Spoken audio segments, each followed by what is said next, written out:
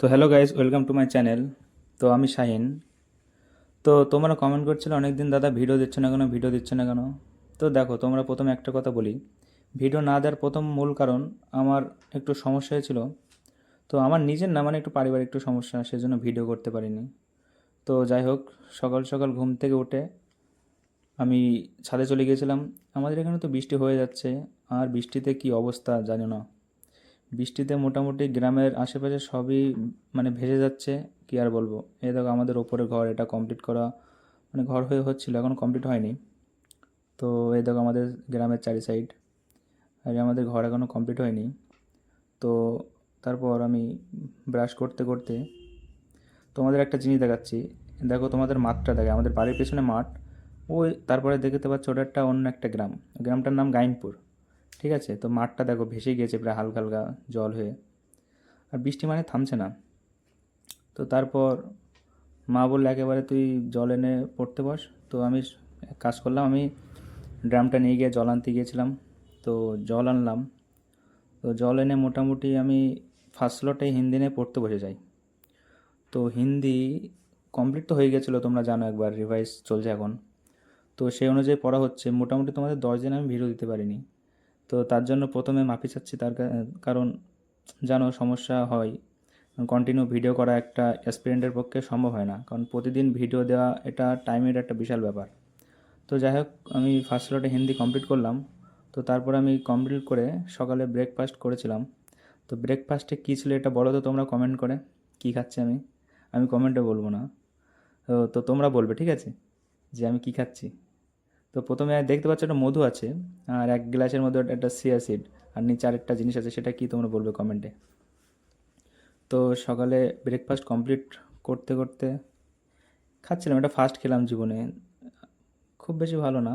কমেন্টে বলবে, ঠিক আছে, কী জিনিসটা। তো তারপর আমি জল খেয়ে নিলাম। জল খেয়ে আমার আবার সেকেন্ড স্লটে রিজনিং নিয়ে পড়তে বসে যাই। তো রিজনিং চলছে, কোডিং ডিকোডিং।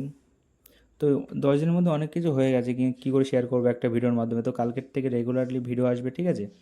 তো সেটার জন্য অপেক্ষা করো। তো কোডিং ডিকোডিং কমপ্লিট করলাম।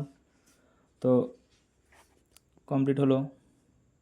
তারপরে আমি কি করব, সেকেন্ড স্লট কমপ্লিট করে আমি স্নান করে নিই। তোমরা জানো দুপুরে আর সকালে স্নান একবারে কন্টিনিউ করি। তো দেখতে পাচ্ছ স্নান কমপ্লিট করলাম, ছাদে এসেছিলাম প্যান্টটা দিতে। তো তারপর ছাদে এসে আমি তারপর নিচে এসে ফ্রেশ হয়ে গেলাম, ড্রেস পরে নিলাম, কারণ দুপুরে লাঞ্চ করতে হবে।